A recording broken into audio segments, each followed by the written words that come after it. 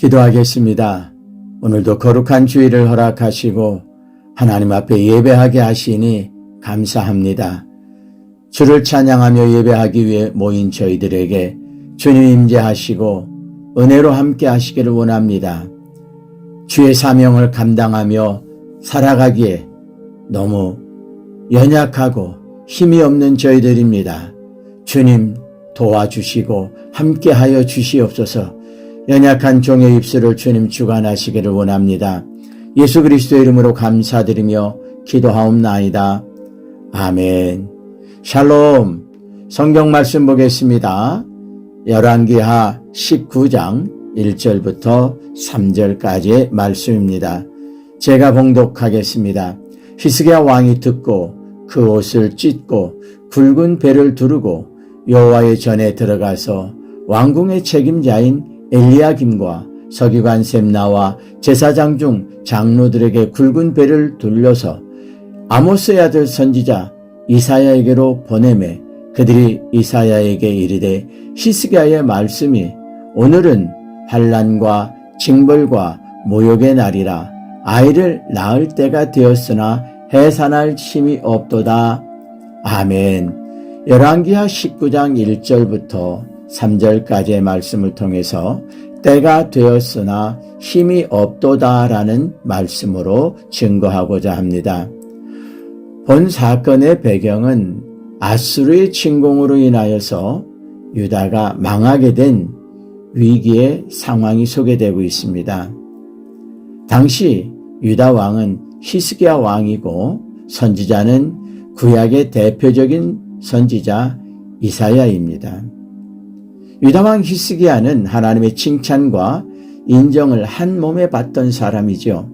그러나 한순간 인간의 교만으로 인하여 하나님 앞에서 어리석은 모습을 보이다가 하나님께 호소하며 기도하며 도움을 요청하는 극히 나약한 모습을 보이는 것이 오늘 본문의 내용입니다. 유다를 침공한 사네립은 역사적으로 고대 근동에서 아수르의 제왕이며 아주 강한 왕이죠. 그러나 그는 하나님을 대적하고 하나님의 백성을 핍박하고 하나님께서 택하신 예루살렘을 대적하던 사람입니다. 자신이 마치 하나님보다 위대하다고 착각하던 교만의 극치를 보이던 사람이죠.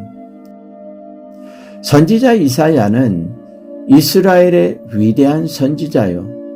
하나님 앞에서 온전히 순종한 선지자였습니다. 하나님의 말씀을 전하고 하나님의 뜻을 깊이 살피고 하나님의 일에 온전히 순종한 하나님의 사람입니다. 본문을 통해서 우리가 살필 것은 바로 세상의 힘과 세상의 자랑은 한순간에 무너지고 망하게 된다는 것입니다. 아무리 선하고 온전한 사람도 교만하며 무너진다는 말씀이에요. 온전히 하나님의 뜻을 살피며 하나님을 의지해야 함을 교훈하시는 말씀입니다. 오늘 우리가 살고 있는 이 시대를 바라보면서 나라도 그렇고 교회도 그렇고 본문에 기록된 절망적 상황이 오늘 우리의 모습과 조금도 다르지 않다라는 느낌이 듭니다.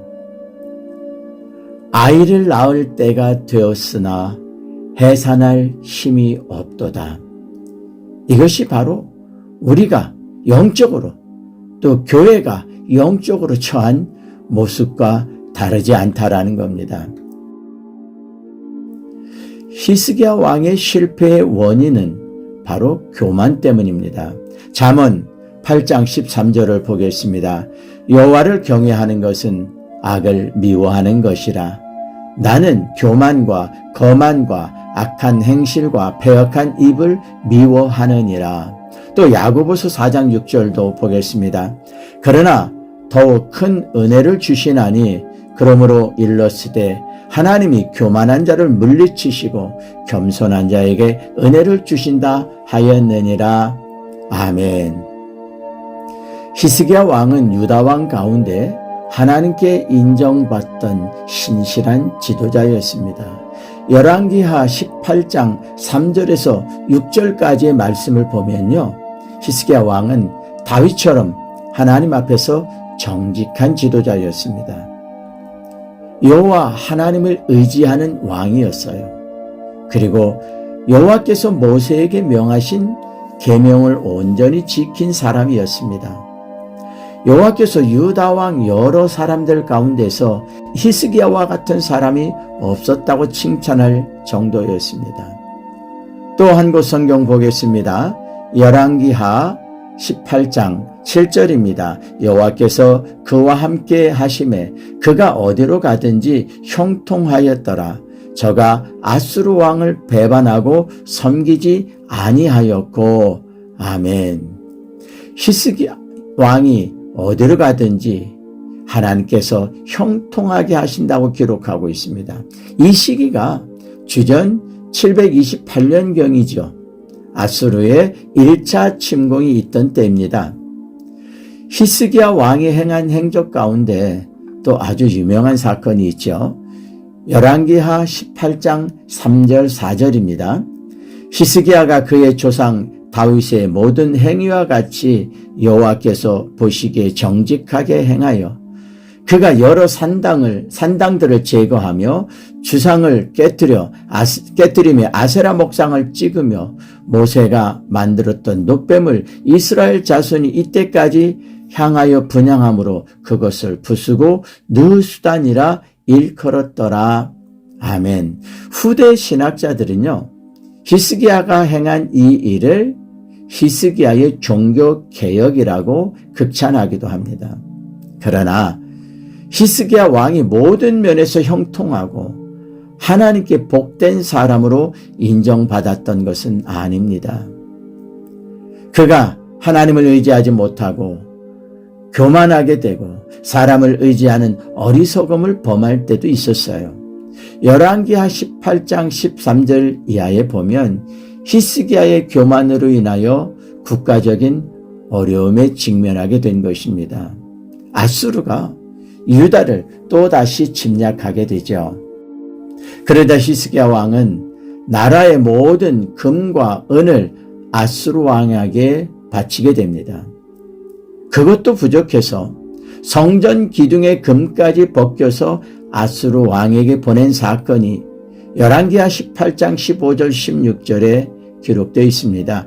그때 히스기야가 아수르 왕에게 보낸 상납한 금만 해도 약 30달란트라고 성경은 기록합니다. 금이 1000kg 정도예요. 그걸 오늘날로 환산을 하면 300억 이상이 된다고 해요.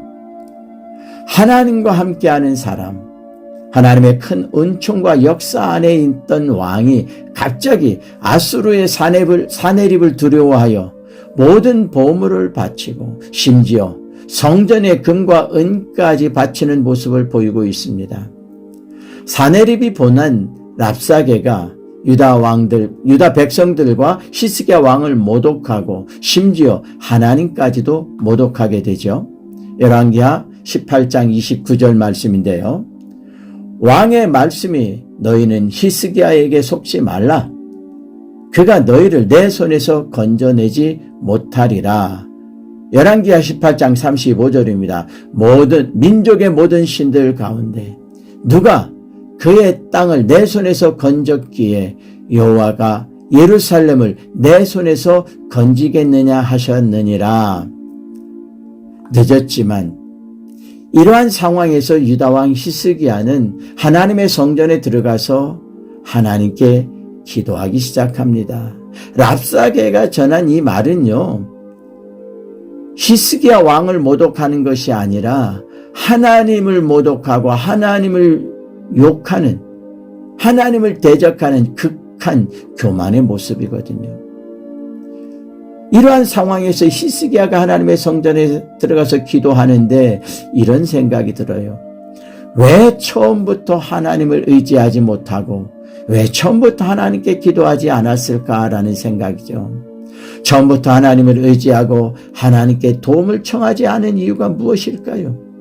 열왕기하 19장 1절을 보겠습니다. 히스기야 왕이 듣고 그 옷을 찢고 굵은 배를 두르고 여호와의 전에 들어가서 아멘.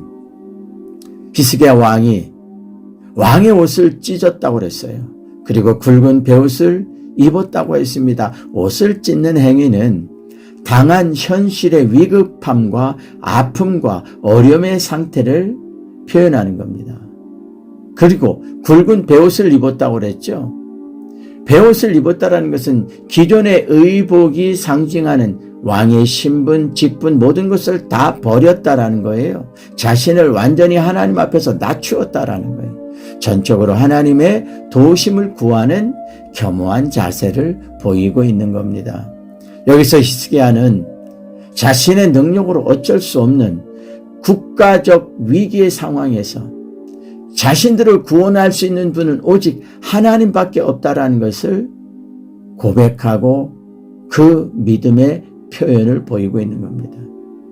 그리고 히스기야 왕은 자신의 처한 상황을 이렇게 고백을 하였습니다. 열왕기하 19장 3절입니다. 그들이 이사야에게 이르되 히스기야의 말씀이 오늘은 환난과 징벌과 모욕의 날이라. 아이를 낳을 때가 되었으나 해산할 힘이 없도다. 이 표현은 국가의 위기를 마치 해산을 앞둔 산모가 아기를 해산해야 되는데 기력이 없는 모습으로 비유하고 있습니다. 국가적으로도 위기를 극복할 능력이 없고 해결할 방법이 없다라는 고백입니다. 사실 이러한 모습이 오늘날 같은 경우에는 의학이 발달했기 때문에 이런 경우에도 아이의 생명도 구하고 산모의 생명도 구할 수 있습니다. 그러나 구약의 그 당시 상황으로 보면 산모의 생명을 구하려면 아기를 포기해야 되고 아기를 구하려면 산모의 생명을 포기해야 되는 상황이었지요. 히스기야의 이 표현은 나라가 망하게 된 실정을 고백하고 있는 겁니다. 그렇다면 유다의 운명은 어떻게 되는 것일까요? 나라도 망하고 왕도 망하고 백성들도 모두 망한다라는 거죠. 하나님을 의지하지 않고 사람의 방법을 동원하였던 히스기야의 실수 때문입니다. 하나님께 기도하지 않고 자기의 능력과 외교 정책으로 위기를 넘겨보려 했던 정치 지도자의 교만 때문입니다. 그러나 그러한 위기의 때에 하나님께서 하나님의 선지자 이사야를 통해 하나님의 구원의 역사를 이루시게 됩니다.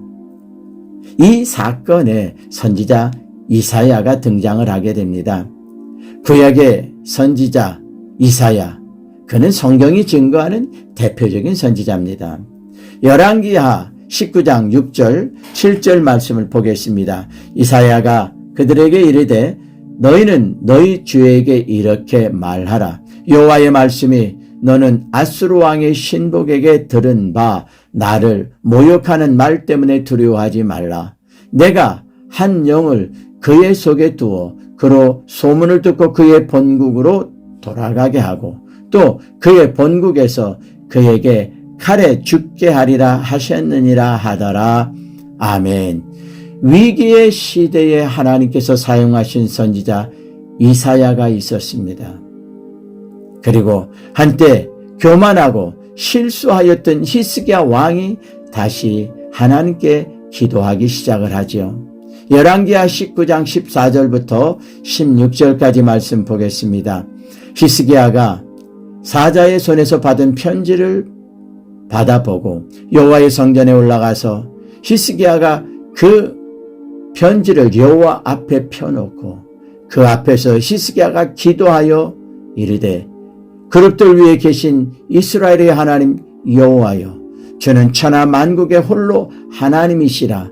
주께서 천지를 만드셨나이다. 여호와여, 귀를 기울여 들으소서. 여호와여, 눈을 떠서 보시옵소서. 사내립이 살아계신 하나님을 비방하러 보낸 말을 들으시옵소서. 아멘. 히스기야는 자기의 힘으로 도저히 해결할 수 없는 상황에서 선택한 방법이 바로 하나님께 기도하는 것이었습니다. 히스기야의 기도 내용을 보면 이때는 왕 히스기야가 온전한 정신으로 돌아온 듯 합니다. 먼저 하나님께서 우주 만물을 창조하신 유일하신 분임을 고백합니다. 그리고 하나님께서 자신의 기도에 귀를 기울여 들어주시라고 간구하고 있죠. 또 유다 나라와 하나님의 백성들이 처한 위기와 상황을 바로 직시해 달라고 요청하고 있습니다. 그리고 하나님을 살아계신 하나님이라고 고백하고 있습니다. 하나님께서 히스기야 왕이 하나님께 기도하는 것을 들으셨다고 하셨습니다. 그리고 그들을 구원하시게 된 것입니다. 열왕기하 19장 20절입니다. 아모스의 아들 이사야가 히스기야에게 보내 이르되 이스라엘 하나님 여호와의 말씀이 내가 아수르 왕 사네립 때문에 내게 기도하는 것을 내가 들었노라 하셨나이다. 아멘. 히스기야의 기도가 끝나자마자 하나님께서 선지자 이사야를 통하여 즉시 응답하시는 말씀입니다. 유다 국가의 총체적인 어려움 속에서 히스기야가 하나님께 간절함으로 기도할 때 하나님께서 그 기도를 들으셨다라는 말씀이죠. 결국 아수르를 통해서 유다를 힘들게 하시는 것도 하나님께서 허락하신 것이었다라는 것을 알 수가 있어요. 열왕기하 19장 21절에서 이스라엘을 처녀 딸 이스라엘이라고 표현하고 있는데요. 이는 예루살렘을 상징적으로 표현한 것입니다. 아직 짓밟히지 않은 거룩한 땅이며 이방에게 짓밟히게 해서는 안 된다는 하나님의 의지를 표명한 말씀입니다. 아수르는 자신들의 강함과 주변 다른 나라들을 정복한 과거의 경력을 내세우며 유다를 협박하고 조롱하였습니다. 그러나 하나님께서는 유다를 지키시고 보호하시겠다라고 말씀하셨습니다. 23절 말씀을 보면 아수르가 행한 조롱은 곧 하나님을 향한 조롱이며 모독이라고 말씀하고 있죠. 열왕기하 18장 33절 보면 민족의 신들 중에 어느 한 신이 그의 땅을 아수르 왕 손에서 건진 자가 있느냐. 35절입니다. 민족의 모든 신들 중에 누가 그의 땅을 내 손에서 건졌기에 여호와가 예루살렘을 내 손에서 건지겠느냐 하셨느니라. 아수르 사네립이 최고의 교만한 모습을 보이면서 하나님을 모독한 행위입니다. 그러나 그들의 결과가 어떻게 된다고 말씀하십니까? 열왕기하 19장 28절을 보겠습니다. 내가 내게 향한 분노와 내 교만한 말이 내 귀에 들렸도다. 그러므로 내가 갈고리를 내 코에 꿰고 재갈을 내 입에 물려 너를 오던 길로 끌어 돌이키리라 하셨나이다. 34절입니다. 내가 나와 나의 종 다윗을 위하여 이 성을 보호하여 구원하리라 하셨나이다 하셨더라. 아멘. 결국 아수르는 예루살렘을 정복하지 못했습니다. 그리고 사네립은 아주 비참하게 자기의 신전에서 죽고 말았지요. 그때 하나님께서는 하룻밤에 18만 5천 명이나 되는 아수르 군대를 다 멸하셨습니다. 그날 밤에요. 아수르 군대는 아주 강한 진동과 수많은 군대가 자신들을 공격하는 큰 혼란에 빠지게 됩니다. 실제적으로 그런 사건이 있었던 것은 아닌데 저들이 하나님께서 행하신 역사를 통해서 마치 강한 군대가 자기들을 정복해 왔다고 생각하는 거예요. 그래서 자기들끼리 서로 찔러 죽이는 해프닝을 벌이게 됩니다. 그 해프닝에서 하룻밤에 18만 5천 명이 죽게 된 것이죠. 이는 유다 왕국의 힘으로 승리를 거둔 게 아니라는 말씀이에요. 이웃 나라의 도움을 요청해서 싸움에서 승리하게 된 것도 아닙니다. 하나님께서 아수르를 멸하시고 유다를 지키신 것입니다. 아이를 낳을 때가 되었으나 해산할 힘이 없도다. 이 상황은 어떤 상황입니까? 도저히 일어날 힘도 없고 아수르의 침공에서 벗어날 길이 없다는 것이죠. 하나님께서 사랑하시는 유다가, 예루살렘이 왜 이렇게 된 것입니까? 바로 하나님을 의지하지 않고 자신을 의지하였기 때문입니다. 하나님 앞에서 자신의 방법으로 해결하려 했던 교만 때문입니다. 하나님께 기도하지 않고 세상과 타협하며 강한 자와 타협하려던 죄악이 때문입니다. 하나님을 향한 불신, 하나님의 말씀을 멸시하는 이 죄악 때문입니다. 세계의 여러 학자들은 하나님께서 사랑하시는 나라 중에 그 대표적인 나라로 대한민국을 포함시키고 있습니다. 한국 교회가, 한국의 성도들이 그동안 하나님 앞에서 행한 아름다운 수고를 세계의 신학자들과 정치인들이 인정해 주고 있다라는 것입니다. 그런데 지금은 전혀 그렇지 못한 상황입니다. 왜 그럴까요? 이유는 교회와 지도자들과 성도들의 교만과 영적 무감각의 상황이 불러온 결과가 아닐까요?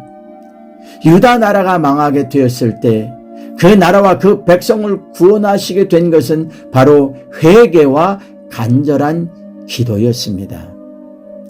하나님께 간절히 기도하며 하나님을 의지하는 것이 진정한 복된 길이라는 것을 기억해야 됩니다. 시편 115편 9절 말씀 봅니다. 이스라엘아 여호와를 의지하라. 그는 너희의 도움이시며 너희의 방패시로다. 아멘. 하나님을 의지하는 자가 하나님의 사랑을 힘입게 됩니다. 위기의 상황에서 하나님께 간절함으로 기도할 때 하나님께서 그 기도를 들으시고 일을 시작하십니다. 하나님을 의지하는 사람과 함께 하시지요. 그리고 하나님을 의지하는 자를 구원하시고 강한 자로 세우십니다. 우리의 힘으로는 아무것도 할 수 없음을 고백해야 됩니다. 그래야 하나님께서 우리를 위하여 일어나시는 것입니다. 시편 3편 7절 말씀을 보겠습니다. 여호와여 일어나소서, 나의 하나님이여 나를 구원하소서. 주께서 나의 모든 원수의 뺨을 치시며 악인의 일을 꺾으셨나이다. 아멘. 함께 기도하겠습니다. 사랑이 많으신 하나님,